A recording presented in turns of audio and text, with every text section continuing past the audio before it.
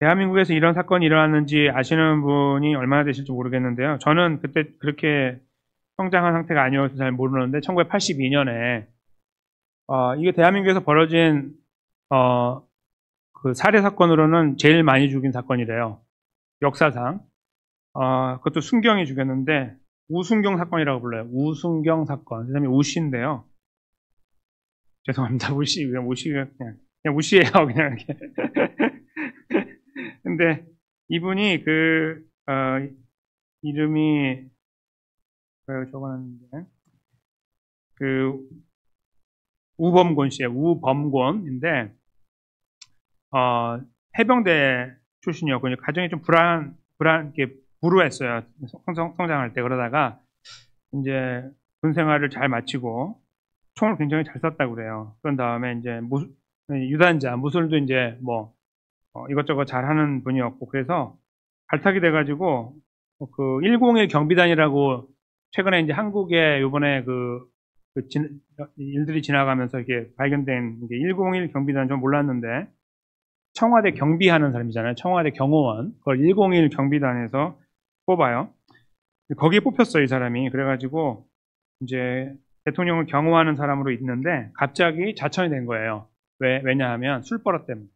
술만 마시면은 이제 X가 되는 거예요. 그래가지고 더 이상 같이 못 있겠다 해가지고 이제 이 사람을 거기서 이제 경질시키고 그래서 좌천돼가지고 저기 시골로 이렇게 내려가게 된 거예요. 이제 경상도 의령군 북류면이라는 데로 가서 조그마한 이제 옛날 파출소가 있잖아요. 그 파출소에 이제 근무를 한 순경이 된 거예요. 내려가서 이제 마음 먹고 잘 살면서 특별히 거기에서 또 아리따운 아가씨를 만나고 이제 동거를 시작했어요. 이제 상황이 안 돼가지고 결혼을 못하고 동거를 하고 있다가 어느 날 만취 상태로 들어와가지고 이제 그 동거하는 분을 막 이게 폭행을 가한 거예요. 그러니까 이제 옆에 있던 사람들이 막 말리고 막 마을이 난리가 나니까 사람들이 막 몰려온 거예요. 몰려와가지고 전부 다 그 여자 편을 든 거죠. 여자분 편을. 그러니까 이제 이분이 이제 화가 나가지고 거기를 뛰쳐나가고 그 길로 이제 다시 가서 더 술을 마시고 그리고 예비군 무기고에 가가지고 이제 당시에 이제 칼빈이라는 총 있잖아요.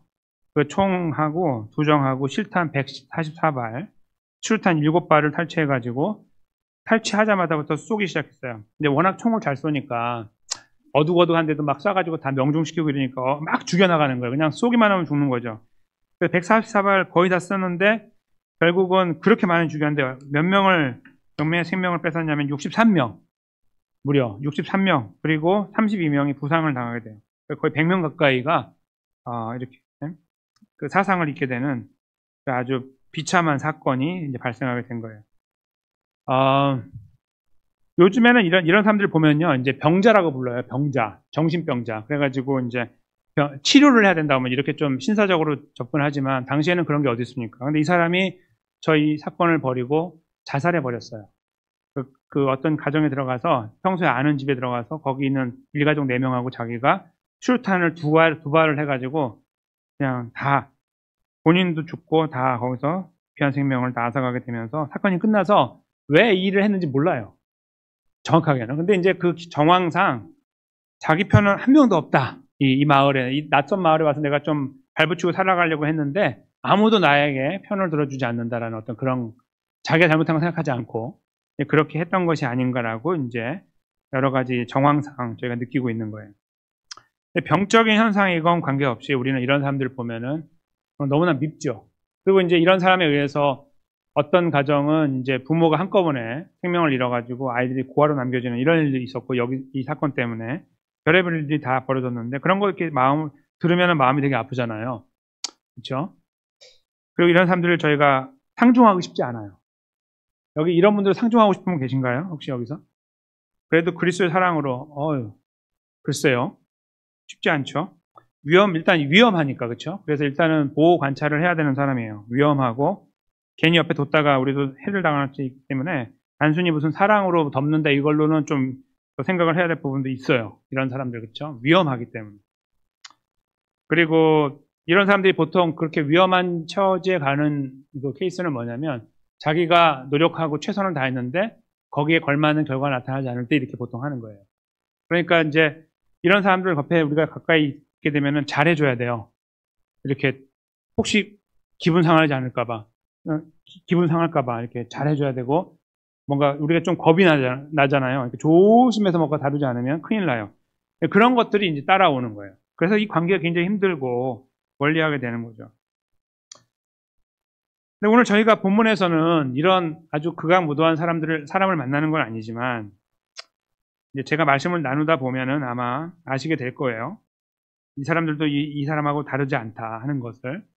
근데 굉장히 독특한, 저희가 잘 알고 있는 것지만 좀 독특한 상황을 만나요. 그리고 그 안에서 우리는 예수님의 반응을 보는 거예요. 뭐 쉽게 다 품어라 이런 말씀이 아니고요. 굉장히 저희들에게 큰 의미의 말씀을 주십니다. 그걸 제가 잠깐 살펴보려고 그래요. 그리고 이제 이 사건의 흐름하고 비슷한 일들을 제가 또 본문 속에서 찾아보려고 합니다. 그것이 저에게 큰 은혜가 될 거라고 저는 분명히 믿어요. 그런 확신 속에, 기대감 속에, 우리가 말씀 속에 잠깐 들어가 보겠습니다. 예수님께서 한 3주 전에 제가 말씀 나눴는데요. 이 벳바게하고 베다니 근처에서 제자 둘을 보낸 사건 기억하시죠? 보내가지고 나귀를 가져와라. 이거 기억하시죠? 그래서 그 두 명이 가서 나귀를 가져왔던 사건. 그 다음에 나귀 위에다가 겉옷을 벗어갖고 이렇게 올렸어요. 그게 이제 35절 끝이고 이제 오늘 36절이에요. 거기서 이제 예수님이 그 오래 타신 거예요. 딱 타시고 가실 때에 36절 길에다가 이제 옷을 이렇게 핀 거예요. 참 귀한 일이죠. 예수님의 걸음에 어떻게 흙을 밟습니까? 예수님 옷을 펴가지고 괜찮아 보이죠. 이렇게 이제 그들이 12명하고 좀 더 있었겠죠 주변에. 근데 이제 그런 사람들이 그렇게 이제 한 거예요 제자들이. 근데 이제 제가 사진을 이제 보여드릴 건데 이렇게 그 이스라엘에 가면은 제가 이제 이걸 어떻게 찍은 거냐면은 제가 이스라엘 못 가니까 이스라엘 성지 순례한 어떤 분이 이제 이렇게 비디오를 찍은 게 있어요. 근데 어디서 찍은 거냐면 이게 여기 끝에 요 왼쪽에 돌 보이시죠? 맨 밑에 그 돌이 예루살렘 성이에요. 지금 가면 있는 거예요. 예루살렘 성. 거기에서 이렇게 성에 누각에 올라가서 이렇게 가다 보면은 보이는데 저 앞에 이렇게 펼쳐진 데가 감람산이에요. 저희가 그렇게 많이 들었던 감람산. 감람산에 저렇게 도시가 없었고 이제 나무만 있었겠죠 당시에는. 근데 거기 감람산을 넘어온 거예요. 저쪽에서 이렇게 건너오는 거죠. 그러니까 지금 어디쯤이냐면요. 7절에 보면은 감람산 내리막길에 가까이 오셨어요. 37절에 보면. 그러니까 저기에서 사진에서 보자면은 이렇게 건너가지고 다시 사진으로 가시면 이렇게 사진 다시 한번 보여주시면은 저기 넘어가지고 요 바로 아래 길이 있거든요. 여기 아래. 거기 어감에 지금 계신 거예요. 지금 이 말은. 아시겠죠? 약간 모양은 다르지만 이거하고 똑같은 거예요, 그냥. 그러니까 조만간 성으로 들어가요, 이제. 그러니까 내려오고 뭐 넓은 평야가 있는 게 아니라 지금 제가 표시한 저 길 있죠? 저 길로 이렇게 들어오는 거죠. 이렇게 와서 들어오면 예루살렘 예루살렘 성이 되는 거예요. 그때 우리가 알고 있듯이 사람들이 막 모여가지고 쫙 서가지고 엄청나게 많은 인파들이 예수님을 환영하잖아요. 그때 이제 종려나무 가지를 흔들고, 아직 흔들지는 않아요. 아직은 안 흔드는데 거기 들어갈 때 이제 흔들어요. 그 상태가 지금 여기 본문이에요. 거기에 내려오셔서 사람들이 이제 모이기 시작하는 거예요. 되게 이상하잖아요. 몇 명이 저쪽에서 모여 내려오는데 막 길에다가 이렇게 옷을 펴가지고. 제 생각에는 여기 폈다가 지나가면 다시 또 걷어갖고 또 피고 이렇게 했을 가능성이 많아요. 이렇게 쭉 계속해서 흙을 밟지 않도록 예수님께서 그렇게 했을 가능성이 있고요. 그렇게 정성을 들여서 예수님을 모시고 있는 것들을 사람들이 보면서 하면서 이제 그들이 저분이 예수님이라는 걸 알았겠죠. 그래서 그때부터 이제 환영할 준비를 하고 환영을 했을 것으로 예상을 합니다. 근데 그들이 이제 이렇게 정성스럽게 겉옷을 벗어갖고 자꾸 앞에다 피는 이유가 나와요. 왜 피느냐 하면, 보시면, 두 번째 줄에, 제자의 온 무리가 자기들이 본 바 모든 능한 일로 인하여 기뻐하며, 이거예요. 이유가 있네. 뭐냐면, 지금까지 3년 3개월 정도 예수님께서 공생애를 하셨는데, 그동안에 이루신 기적의 역사들을 그들이 기억한 거예요. 예루살렘에 살고 있는 사람들도 예루살렘 사람이 아닌 사람이 많거든요, 지금. 저 위에 다 내려왔어요. 6월절 때문에. 거기 온 사람 중에 예수님 만난 사람도 있어요, 실제로. 아직 못 만난 사람도 있겠지만, 다 모여있고, 그들은 다 서로 이야기를 하고 있는 거예요. 예수님이 어떤 분이신지에 대한 이야기. 그리고 여기 근처에 오셨다는 것도 알고 있고, 조만간 여기 들어올 거라고 알고 있고, 첩보를 통해서 준비하고 있는 거죠. 근데 왜 그들이 그렇게 그 피곤한 가운데 예수님에 대해서 이렇게 관심을 갖냐면, 모든 능한 예수님께서 하신 모든 능한 일, 그들이 본 거예요. 경험한 거, 그것 때문이라고 하는 거예요.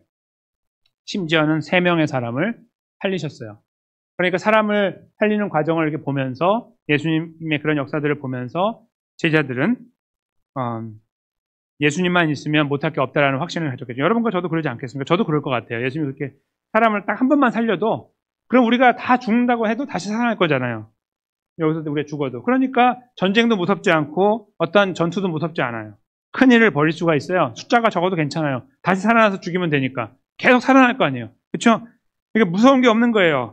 그리고 돌이 떡이 되게 하시고, 아무것도 없는 거에서 물을 나게 하시고, 이럴 거 아니에요. 하나님께서 사막에서 하신 것처럼. 그러니까 그런 확신 속에서 예수님을 귀하게 여기고 모시는 거예요. 근데 이 모양은요, 뭐냐면, 옷을 이렇게 하는 건 뭐냐면, 사실은 왕의 행차, 승전보를 가지고 오는 왕의 행차예요. 그거를 맞이하는 그런 모습이었던 거예요. 어떻게 하냐면, 다음 절에서 나와요. 큰 소리로 고함을 치면서 이야기를 하는데, 찬양을 하는데, 내용이 나오기를, 찬송하리로다 주의 이름으로 오시는 왕이요. 하늘에는 평화요, 가장 높은 곳에는 영광이로다 하였습니다. 이렇게 이제 부르는 거예요. 그리고 이제 조금 들어가면은 저 안에, 성에 들어가면 사람들이 뭐라고 하냐면, 호산나를 하죠. 그것은 이제, 우리를 구원하소서라는 뜻인데, 지금 우리를 구원하소서 뜻이에요. 그걸 나중에 이제 사람들과 함께 해요. 이거는 이제 앞에서 이제, 여기 내려오는 와중에 하는 거고, 이제 그때 그들의 말을 이렇게 잘 보면 참 놀랍고 귀한 찬양이잖아요. 근데 여기에 왕이라는 단어가 나오죠. 왕.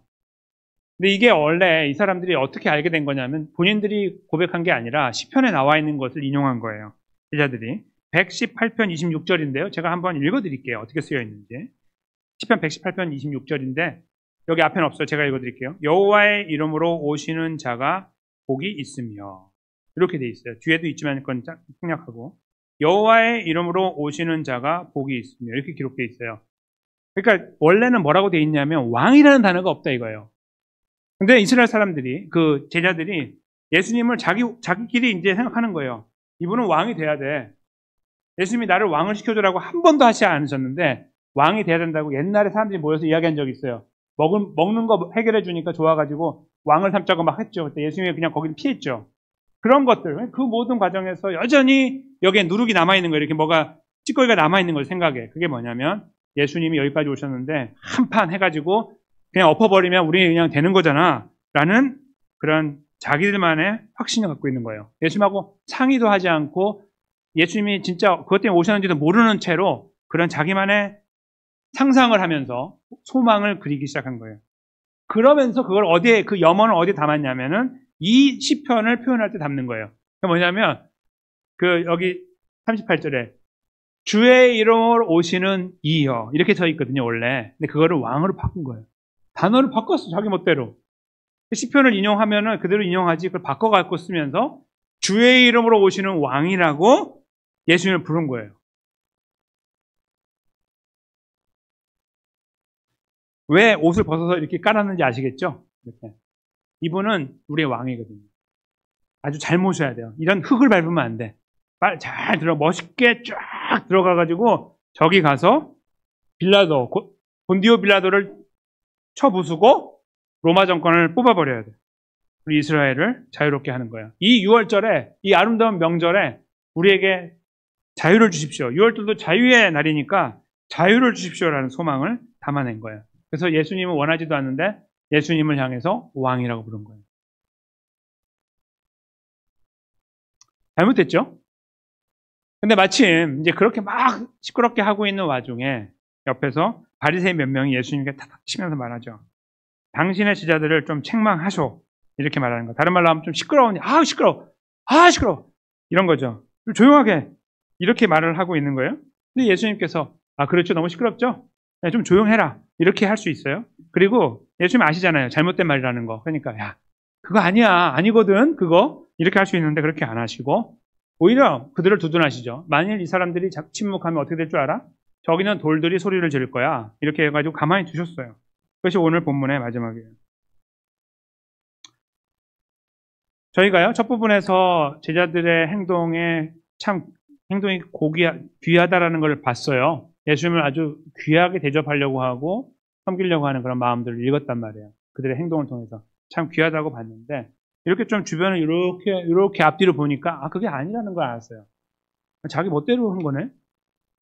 예수님은 원하지도 않으셨고 말씀하신 적도 없는데 왜 왕이라고 부르지? 그리고 왜 이렇게 왕처럼 이렇게 개선 장군처럼 예수님을 대접하는 것이지? 라고 생각하게 돼요. 그리고 이제 성으로 들어가면은 더 큰 사람들이 막 모여갖고 소리를 지르는, 이제는 진짜 왕이 들어오는 것처럼 막 소리를 지르는 상황으로 발전하게 되잖아요. 그런 것들을 이렇게 쭉 생각을 해보면 예수님께서 여기서 이 상황을 좀 스탑을 시키시고 잠깐만 이건 아니야. 내가 원하는 건 이게 아니야. 라고 좀 이렇게 하시면서 뭔가 캄다운 시키고 그리고 다음으로 이렇게 진행하시면 좋은데 예수님 마치 이걸 즐기는 것처럼 보이는 거예요. 이들에게 동조하는 것처럼 보이는 거예요. 그래, 내가 왕이지? 하면 들어가는 것처럼 보인다 이거예요. 그래서 좀 이해가 되지 않는 부분이 있어요. 이 40절을 읽으면. 왜 이렇게 하셨을까라는 생각이에요. 저는 세 가지로 생각을 해보려고 그러는데요. 먼저는 저 말이 맞기 때문이에요. 그냥 원래 맞아. 저게 맞는 말이에요. 왜요? 예수님은 정말 왕이니까. 이스라엘에. 물론 예수님은 영적인 왕이죠. 육적인 왕이기도 하지만 영적인 왕으로 오셔서 그들을 죄와 사망에서 구원하기 위해 오셨잖아요. 이스라엘 백성들, 거기 있는 사람들은 지금 로마로부터 벗어나는 것이 유일한 소망이었고 그것을 위해서 예수님을 의지하려고 한 건데 예수님은 그렇게도 하실 수 있지만 그것이 중요한 게 아니라 더 영원한 문제에 대한 것을 해결하기 위해 오신 것을 예수님 알고 계셨죠. 그러니까 그 말이 완전히 틀린 건 아니에요. 말 자체가. 왕이라고 해도 그들은 이해 못하지만 그래, 내가 영적인 왕이다. 이러면서 그냥 편안하게 들어갈 수 있는 거죠. 그런 의미에서 그냥 이대로 받아들이신 거라고 볼 수 있어요. 첫째로는. 근데 두 번째는요. 여기서 말하면 하필이면 왜 돌들이냐 이거죠. 돌들. 저희가 최근에 몇 번 예배 때 불렸던 찬양 중에 꽃들도라는 찬양이 있죠. 원래 이제 일본 찬양이에요. 하나모라고 원래 제목이. 하나모. 그래서 꽃들도 이렇게. 근데 그 곡이 거기서 이제 제목을 이제 비슷하게 따온 거예요. 근데 꽃들도라는 찬양에 표현하고 있는 내용을 저희가 이제 기억이 가물가물 하시겠지만 거기서 말하고 있는 거는 저런 자연에 있는 꽃들도 창조주 하나님을 예배한다. 그러니 구원자 하나님을 알고 있는 우리는 더 하나님을 예배해야지. 찬양해야지. 이제 그런 내용이죠. 우리 모두 다 그렇게 서야 된다는 의미가 담겨 있는 곡이거든요. 참 귀하고 아름다운 곡이에요. 모두가 그렇게 해야 된다는. 그래서 이제 꽃들도라는 찬양을 생각하면서 저희가 잠깐 생각해봐요. 하나님 만드신 저 피조물이 하나님 창조주 하나님을 찬양한다 이렇게 너무나 아름다운 거 아니에요? 그냥 그 자체로. 그래서 여기서 예수님께서 돌들이 소리를 지르는 거라고 하셨다면은 그건 그렇게 연결해가지고 보면 예수님께서 이 모든 세상이 나의 걸음을 환영하고 있다라고 인정하는 거 아니야? 라고 생각해 볼 수 있다는 거예요. 이 돌에 대한 생각을 하다 보면. 그런 찬양도 있으니까. 그리고 그런 고백이 담겨 있고 아름다운 그 고백이기도 하니까요. 저희가 알고 있는 찬송가 주 하나님 지으신 모든 세계도 그렇잖아요. 거기에 복음이 담겨 있고 하나님 창조와 구원이 담겨 있고 재림의 주가 담겨 있고 세상이 이 우주가 하나님을 찬양한다라고 고백하고 있잖아요. 그것처럼 그냥 이렇게 심플하게 받아들이면 될 거라고 생각하지 않으세요? 그럴 수도 있잖아요. 그렇죠? 예수님이 걸어가시면서 이 사람들이 안 하면 돌들이 해. 이 세상이 전부 나를 지금 우러러보고 있어. 이렇게 이야기할 수 있다는 거죠. 너희는 이해 못하지만 다 나를 찬양하는 거야. 이렇게 나름 의미를 부여할 수 있는 거 아니냐는 거예요. 그렇죠? 충분히 가능하죠. 그런데 사람들의 입에서 나오는 거는 달라요. 제가 이제 기도에 대한 예를 잠깐 드려볼게요. 지금은 찬양이지만 같은 거거든요, 원래. 저희가 기도를 드릴 때요, 우리가 갖고 있는 의도들이 있어요. 기도의 의도. 목적하는 바, 목표가 있어요. 근데 그것이 어쩔 때는 저희가 아주 세밀하게 하나님의 뜻이 무엇인지에 대한 걸 찾으려고 기도할 때가 있고, 어떠한 경우는 너무 급하거나 중요하거나 하기 때문에 아니면 일부러 하나님을 배제하고 기도하는 경우도 있어요. 하나님께 기도하는데 하나님 배제하고 기도하는 거예요. 무슨 말이냐면 하나님의 뜻을 일단 단절시키는 거죠. 하나님의 뜻은 이거라고 보이거든요. 너가 손해봐. 이게 보이거든요. 근데 이거 원하지 않으니 이걸 배제하고 기도하는 거죠. 이런 경우가 저희 안에 있어요. 그러니까 저희 안에 있는 의도가, 기도할 때의 의도가 순전하지 않을 때가 있다는 말이에요. 여러분과 저에게는. 그리고 이것으로 우리는 기도하면 그 시간들을 계속해서 지금도 걸어가고 있는 거예요. 근데 이 상태에서 우리의 기도를 한번 보세요. 하나님께 드려, 아유, 기도는 다 좋은 거지, 하나님께 드리는 거라고 생각할 수 있습니까? 정확하게 따지면 못하죠, 그렇게. 잘못된 기도죠. 그리고 나를 위해서는 기도하고 나는 잘 돼야 된다고 기도하고 이것 때문에 무너지는 상대방은 기도도 하지 않고 어떤 그런 경우도 가능할 수 있잖아요. 우리가 살다 보면. 그렇게 우리가 기도할 때도 있잖아요. 그러면 우리의 기도가 정말 순전하고 아름다워요? 굉장히 위험한 기도잖아요. 다른 사람들을 품지 못하는 기도고 나만을 위한 거고 내 가족만을 위한 거고 내 교회만을 위한 거 아니에요? 내 사업만을 위한 거고 굉장히 그렇게 우리 편협되어 있고 갈 수 있는데 그런 의도에 대한 거는 생각하지 않고 기도는 무조건 좋다고 생각하는 것은 잘못됐잖아요. 그렇죠? 찬양도 마찬가지라는 거예요. 찬양도요. 하나님을 어떻게 이해하고 찬양하냐가 중요한 거예요. 하나님을 내가 찬양을 할 때 하나님은 항상 내 편. 하나님은 왜 당신 편이야 맨날. 하나님은 항상 내 편. 그래서 나는 항상 하나님의 보호를 받고 저 사람은 아니고 저 사람도 나에게 동조하면 나도 저 사람을 기도하면서 같이 갈 수 있고 그렇지 않으면 아니고 뭐 이런 나만의 어떤 툴을 가지고 어떤 틀을 가지고 내가 기도 찬양을 드리고 그래서 나 하나님을 찬양합니다. 이렇게 찬양을 한다면 그게 순전하냐는 거예요. 불순하죠. 하나님 앞에. 그래서 저희가 이 볼들이 찬양할 거다 이렇게 그 소리를 지르라 하신 말씀을 그렇게 이렇게 뭐랄까 너무 순진하게 받아들이면 안 된다는 거죠. 아유 그냥 다 좋은 거잖아 찬양하는 거. 저 제자들도 사실 뭐 그런 마음도 있겠지만 순수한 마음 없었겠어? 라고 할 수 있습니다. 순수한 마음 없었습니다. 그들이 한 행동을 보고 뒤에 나와 있는 내용을 보면 의도적으로 예수를 왕으로 막 세뇌시키는 거예요. 당신 왕이에요 이제 지금부터. 이렇게 하고 있는 거고 대접해 드리고 있으니까. 그 안에 벌써 순수성이 다 깨져버린 상태로 예수님을 이렇게 세뇌시키려고 하고 그렇게 예수님이 그렇게 자기를 인정하게 만들어가지고 우리 편이 되게 하려고 하는 그런 많은 그들만의 생각들이 담겨 있는 상황이었습니다. 만약에 그걸 찬양이라고 한다면 정말 순수하고 순전한 찬양이라고 말할 수 있냐는 거예요. 우리가 기도를 그렇게 순전하고 순수하게 하지 못하는 것처럼 이 찬양도 이 고백들도 마찬가지라는 거예요. 잘못됐다는 거죠. 그것이 저희가 두 번째로 생각할 문제고요. 또 하나는 이 돌들에 대한 내용인데요. 예수님께서 왜 돌들을 이렇게 품어가지고 이야기를 하셨을까라는 생각이에요. 꽃이셔도 되는데 꽃이 많았으면 꽃으로 하셨겠죠, 주변에. 근데 거기 돌들이 많았겠죠. 그러니까 돌들을 보고 저 돌들이라고 아마 지적했을 거예요. 둘 다 하나님의 피조물이죠. 모든 것이. 돌들이라고 표현한 내용에 대한 내용을 그 생각을 잠깐 로마서 말씀을 가지고 생각해 보려고 해요. 8장 19절에서 22절인데요.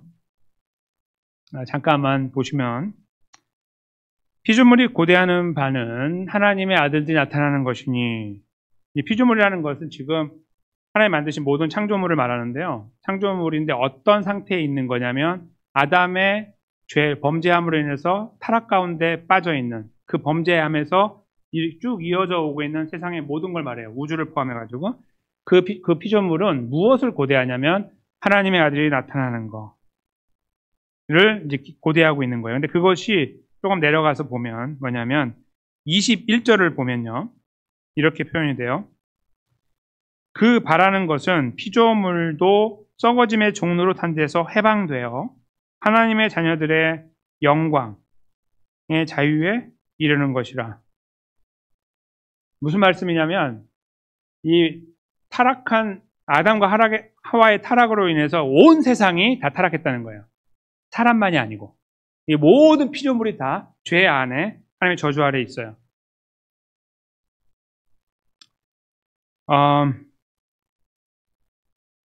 그래가지고 그 저주 아래에 있는 이 세상이 무엇을 우리에게 말은 안 하죠. 우리가 못 알아들으니까. 그러나 무엇을 원하고 있냐면 영광의 자유에 이르는 것을 원해요. 다른 말로 하면은 회복을 원해요. 지금 죄로 인해 망가졌는데 아무도 바꿔주지 못하는 거예요. 역사상 그 누구도 바꿔주지 못하고 여기에 흘러왔어요. 흘러온 다음에 지금까지도 흘러가고 있는데 무엇이 여기 들어와서 이것을 회복할 수 있냐면 예수 그리스도라는 거예요. 그때를 기다린다는 거예요. 하나님의 아들들이 등장하고 이제 결국 이 구원을 통해서 등장하고요. 그리고 그들이 영광의 자유에 이르는 것처럼 이 세상에 함께 거기 들어가는 것을 고대하고 있다는 거예요. 세상 전체가. 저희는 전혀 모르는 이야기죠. 당시에 제자들은 당연히 모르고 우리는 성경을 이렇게 보고 있어도 이게 연결되지 않으면 잘 모르는 이야기인데 하나님이신 예수님은 알고 계시죠.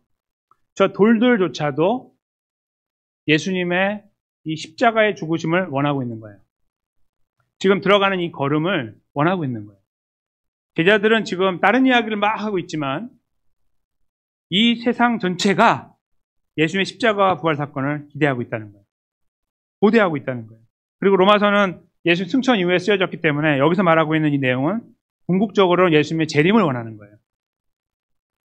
십자가와 부활로 회복이 된 이후에 마지막 날 이루실 온전한 회복을 다 고대하고 있다는 거죠. 그게 세상의 모두라는 거예요. 사람은 그런 것이 아니라.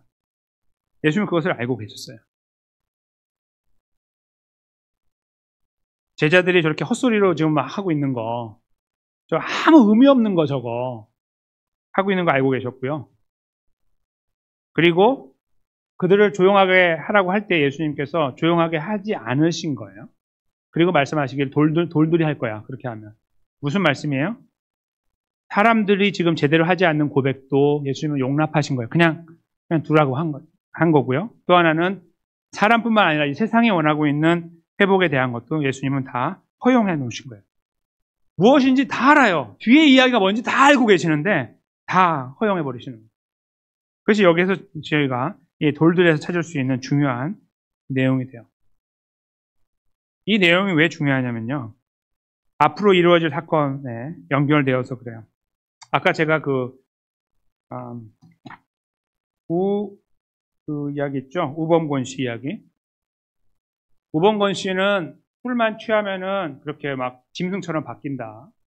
그랬어요. 그래서 사람을 이렇게 해하는 사람으로 바뀌어서 결국 그렇게 결말이 안 좋았는데요. 이스라엘 백성들은 어땠습니까? 여기 지금 제자들을 포함해가지고. 제자들 여기서 이제 야, 옷 벗어 빨리. 계속 이렇게 돌아가면서 툭툭툭툭 해가지고 천천히 가면서 이거 하고 가고 있고 나중에 들어갔더니 사람들이 도와주고 그거를 가지를 막 뿌리고 막 하고 있는 이 놀라운 장면들을 연출해 나가는 그들. 딱 4일밖에 안 걸렸어요. 4일. 4일 딱 지나고 나니까 물어보잖아요. 본디오 빌라도 야 어떻게 할까? 십자가에 못 박으소서 이렇게 하죠. 그들 안에 있는 이 분노가요. 살인의 이 분노가 올라오는 거예요. 죽여버리세요. 이거는 죽여버리세요. 내 손에 있으면 내가 죽일 건데 내가 못 죽이니 당신이 대신 죽여주시되 가장 비참하게 죽여주세요. 그를 찢어 죽여주세요. 이런 말이에요. 사람들이 어떻게 이렇게 바뀔 수가 있어요? 그렇죠? 예수님 뭘 잘못했는데? 지금 여기에 지금 이들이 부르는 노래는요. 완전히 잘못된 노래라는 것이 여기 드러나는 거예요. 아주 극악무도한 노래예요. 부르지 말아야 되는 노래. 왜 이렇게 노래를 불러요? 자기가 원하는 거. 이거 안 해주면은 너 죽어라는 뜻이죠. 다른 말로 바꾸면. 그때는 안 했어요. 처음에는. 좋아가지고 이렇게 했어요. 근데 안 해주니까 너 죽어. 그러면. 이렇게 된 거예요. 이게 아까 이 우순경하고 뭐가 달라요? 우범권 씨하고. 저는 더 악하다고 봐요. 제정신에 이렇게 했으니까. 더 악한 거예요. 병적인 것도 아닌데. 그것도 한 명도 예외 없이 모두가 그랬어요. 어떤 몇 명의 그룹들은 반대하더라. 쓰지 않고 다 이구동성으로 그렇게 했고 제자들은 다 도망가 버리고. 여기서 이거 깔아준 사람 어디 가서 다 도망가 버렸죠. 나중에 요한하고 베드로만 그 앞에 있다가 베드로 도망가고 요한만 십자가까지 갔죠. 그 형국이에요. 예수님 거기까지 다 알고 계시는 상태예요. 근데 여기서 시끄러우니까 좀 조용하게 하세요. 그러면 예수님 당연히 해야죠. 야야 그만해. 속으로 너희 다 틀린 말이야 지금. 너네 앞으로 어떻게 할 줄 알아? 모르잖아. 모르면서 이게 뭐야 이게. 허접하게 다 치워. 이렇게 할 수 있는 거예요. 예수님이. 조용히 좀 가자. 이렇게. 근데 예수님께서 거기서 그렇게 잘못된 일을 하고 있는 그들을 다 용납하고 허용하시고. 그리고 그거를 마치 두둔이라도 하듯이 이들이 안 하면 돌들이 할걸? 이렇게 말씀하시는 거. 처음에 우리가 오해하면은 이걸 좋아하는 것처럼 보이는 거예요. 예수님도. 아, 즐기시는구나. 즐기시는 게 아니라 허용하시고 용납하신 거였어요. 그 허접한 사람들의 한계를 갖고 있는 생각과 굉장히 이기적인 생각과 굉장히 악하고 잔인한 생각, 그 생각을 예수님은 다 알고 계시고 다 품어주신 거예요. 그 조용히 들어가신 거예요. 이 모든 과정이 얼마나 우스꽝스럽게 끝날 거, 비참하게 끝날 거, 너희들이 지금 이렇게 하고 있지? 딱 내 밤만 자자. 내 밤만 자. 다 알고 계신 예수님은, 그러니까 마치 누가 칼을 가지고 들어왔는데요. 칼 갖고 이제 나를 찌를 건데, 그냥 찌르라고 이렇게 누워있는 거예요. 다 알고 있는데. 그리고 그 사람이, 제가 이 칼로 사실은 면도를 좀 해드리려고요. 면도가 아니고 나를 찌를 건데, 그래, 면도해. 이렇게 하고 누워 계신 거하고 같은, 그보다 더 모든 것을 내어놓는 거죠. 예수님이셨던 거예요. 그렇게 오늘 본문에서 저희가 읽을 수 있다는 거죠.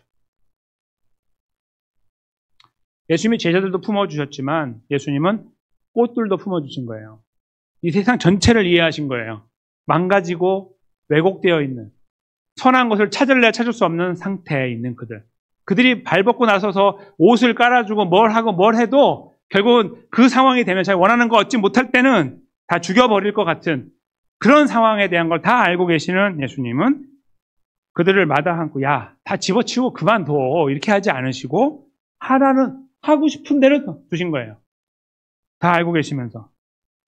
그게 예수님이 오늘 보여주시는 이 과정, 장면이 오늘 본문에 담겨 있는 것입니다. 저는 이 세 번째 과정에서 예수님의 마음을 잠시 헤아려 봅니다.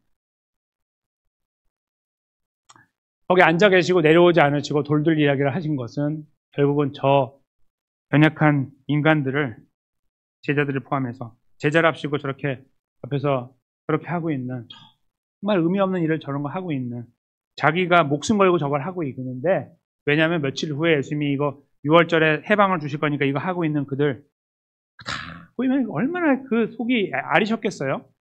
예수님께서. 근데 그 과정을 묵묵히 지켜보시면서 오히려 제자들을 두둔하시죠. 그냥 둬. 안 그러면 돌이 할 걸? 왜 이렇게 하세요? 그래서 저희는 예수님의 마음을 헤아려 봐요. 그리고 그들은 이것을 평생, 나중에 성령님을 통해서 이해했겠지만 지금은 아무리 시간이 지나도 이해할 수 없는 일이에요. 자기들이 잘못했는지 모르는 거죠. 그런 모습으로 걸어가요.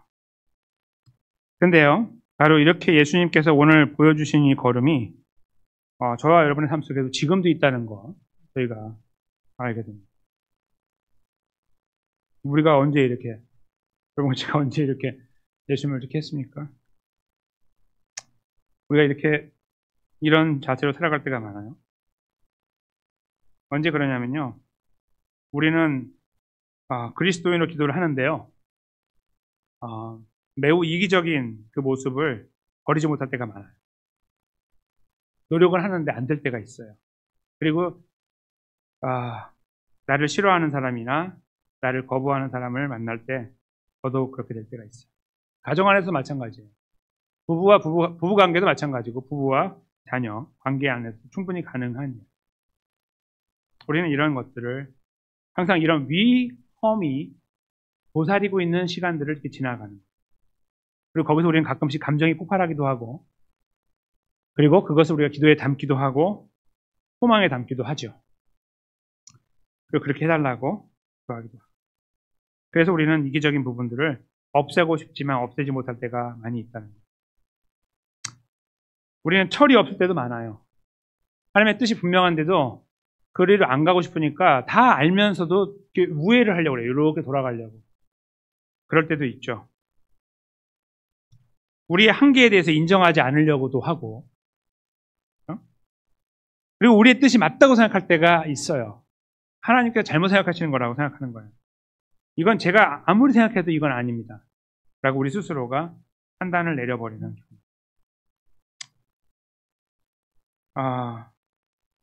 근데 그러한 상황 속에 있는 저희들의 걸음에 예수님께서 제동을 거실 때도 있지만 보편적으로 제동을 안 거세요. 제가 볼 때 거의 99% 제동을 안 거세요. 제가 지금까지 기도 생활 해본 걸 보면요. 제가 그렇게 이기적으로 기도해도 제동을 안 거실 때가 있어요. 허용하시고. 되네? 이 기도가? 아유, 이기적인 거 뭐 그냥 이렇게 생각할 정도 돼요. 잘못된 거 기도했는데도 그냥 허용하시는 것들을 경험해요. 이게 어떻게 된 일이에요, 이게? 그러면 그렇게 대충 기도하고, 이거 도박하는 것처럼 한번 던져보는 거예요? 이렇게 던져보고 해주면 땡큐, 안 해주면 오케이? 이거예요? 근데 예수님이 그렇게 우리에게 다가오시고, 우리를 대우해 주실 때가 너무나 많은 거예요. 여러분 한번 잘 생각해 보세요. 여러분의 기도 생활 한번 생각해 보시고, 찬양은 뭐 둘째 치고 기도 한번 생각해 보시라는 거예요. 그게 이렇게 느껴지지 않으세요? 근데 그 예수님께서 이런 과정을 통해 보여주신 이런 허용과 용납의 이 걸음에 왜 이렇게 하고 계시는지에 대한 생각을 저희가 하게 되는데요. 그것은 그냥 그렇게 인간은 약하니까 멋대로 살아도 돼. 이걸 말씀하시는 게 아니에요. 그것은 저희들에게 중요한 내용을 말씀하고 있는 거예요. 너희들은 원래 그랬어, 이거예요. 그게 너야 원래, 이거죠. 로마서 5장 8절 말씀을 잠깐 보시면요. 우리가 아직 죄인 되었을 때 그리스도께서 우리를 위하여 죽으심으로 하나님께서 우리에 대한 자기의 사랑을 확정하셨죠. 저희가 이 말씀을 항상 과거형으로 읽는데 내가 예수 만나기 전에 이렇게 생각하잖아요. 맞아요. 그래서 돌아가신 거예요. 근데요, 정말 아이러니하고 마음 아픈 것은 우리가 이제 의인 되었을 때 이렇게 한번 읽어보세요. 그래서 죽으심이라는 것을 좀 바꿔갖고 예수 그리스도께서 우리를 위하여 걸어가신다. 일하신다. 이렇게 한번 해가지고 읽어보십시오. 말이 되죠. 그렇게 읽어야 돼요. 여러분과 저는. 물론 처음에 부분도 중요하죠. 우리는 그때 그랬어. 읽어야 돼요. 근데요, 우리가 더 깊이 생각해야 되는 건 뭐냐면, 근데 지금도 그렇다는 것을 발견해야 돼요. 이걸 발견하지 못하면 공중에 떠다녀요. 이렇게 붕붕. 이게 현실이 아닌 세계 사는 거예요. 이렇게 혼자. 이렇게. 의인인 것처럼 이렇게 사는 거죠. 그리고 사람들 이렇게 부딪힐 때마다 거기에 많은 상처기를 남겨줘요. 이렇게 탁 하나씩. 그러니까 주님 기쁘시게 하는 것들에 대한 건 전혀 부담이 없는 거예요. 그리스도인답게 살아가니 모든 것이 만사형통이더라고요. 사방에 다 쪼개지고 부서지고 망가지고 피토하고 막 넘어지고 있는데 자기는 아닌 거죠. 살아가는 거예요. 그게 저 자신이 될 수 있는 겁니다. 근데 하나님께서 이뿐만 아니라요. 요거 지나서 9장 말씀에 보면요. 굉장히 중요한 말씀을 하시는 게 있어요.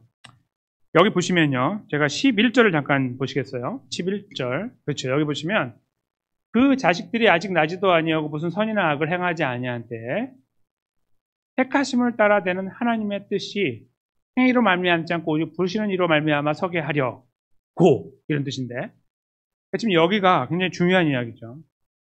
지금 자식이 태어나지도 않았어요. 근데 그래서 착한지 악한지 몰라요. 어떻게 살아갈지 모르죠. 우리도 몰라요, 앞으로. 그렇죠?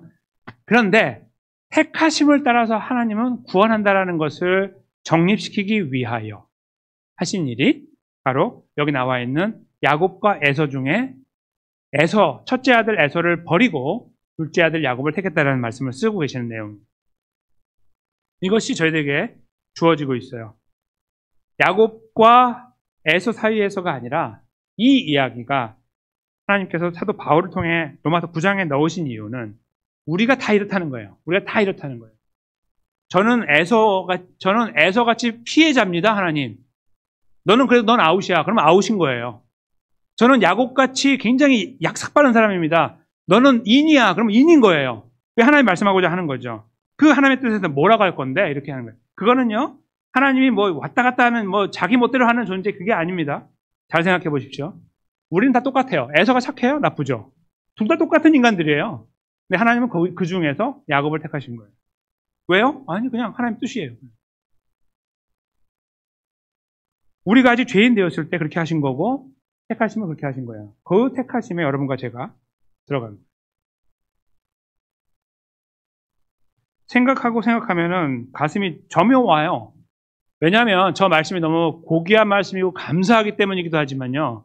저 말씀을 우리가 이해하는 입장에서 오늘의 삶을 돌아볼 때 그렇다는 거예요.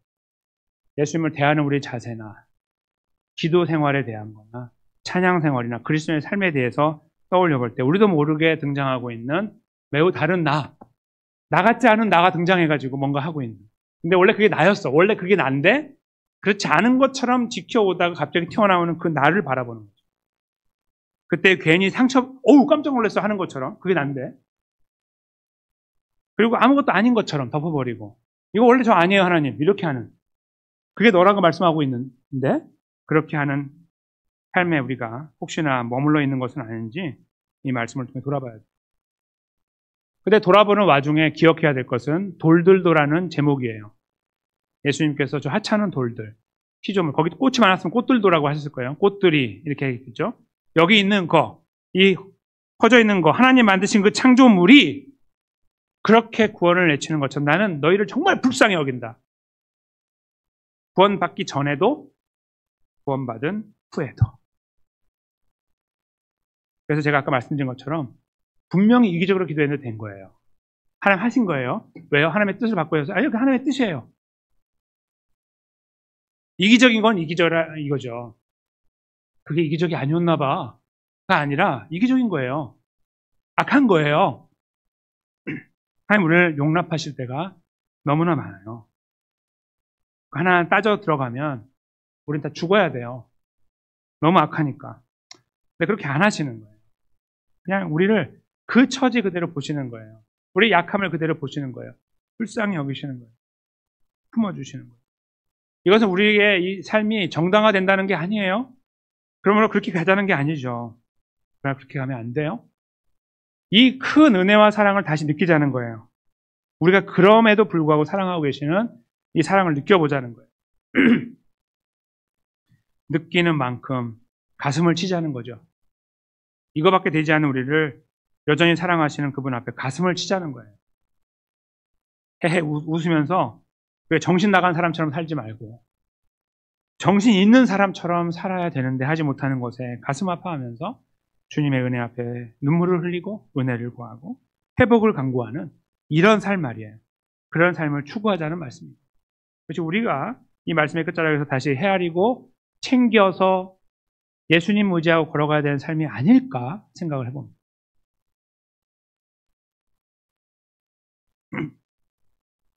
한 주간의 걸음을 걸어가면서 우리는 또다시 이런 시간을 만나겠죠. 아무렇지도 않게. 그러나 그 만나는 시간 속에서 우리가 이 말씀을 꼭 기억했으면 좋겠어요. 돌들도. 다시 한번 기억했으면 좋겠어요. 용납하시고 허용하시고 불쌍히 여기시고 부둥켜 안아주시고 그리고 속 마음으로 이렇게 하지 않았으면 좋겠어 라고 말씀하시는 예수님. 우리의 구원자 예수님. 그 피 묻은 손으로 우리를 어루만지시면서 우리가 가야 될 길들을 제시하시고 격려해 주시는 예수님. 우리 안에 성령님으로 함께 하셔서 절대로 떠나지 않으시는 우리의 구원자 예수 그리스도. 그분만. 그분을 의지하고 한 주를 걸어갈 때 만나는 힘든 일들을 우리는 예수님께 맡길 수 있을 것입니다. 조금 다른 각도에서. 예수님 힘들어요. 이 마음 때문에. 제가 너무 죄송해요. 마음 때문에. 그리고 하나님, 제가 하나님 백성답게 살려고 하는데 이런 일들이 있어요 라고 이야기하겠죠. 이거 잘못된 건데 한번 가겠습니다가 아니라 도와주세요 하나님. 도와주세요 하나님. 이렇게 은혜를 구하겠죠. 좋아요. 여러분이 다시 한번 그 자리에 서서 우리 삶의 모든 정황들을 맡겨드리는 가운데 주시는 위로와 격려와 소망을 다시 회복하고 새 힘을 얻으면서 우리가 가야 될 걸음에 대해 포기하지 아니하고 주님을 붙잡고 걸어가는 이 걸음을 이번 한 주간의 걸음 속에서도 아름답고 복되고 힘있게 일어나가게 되시기를 예수님의 귀하신 이름으로 간절히 축원합니다.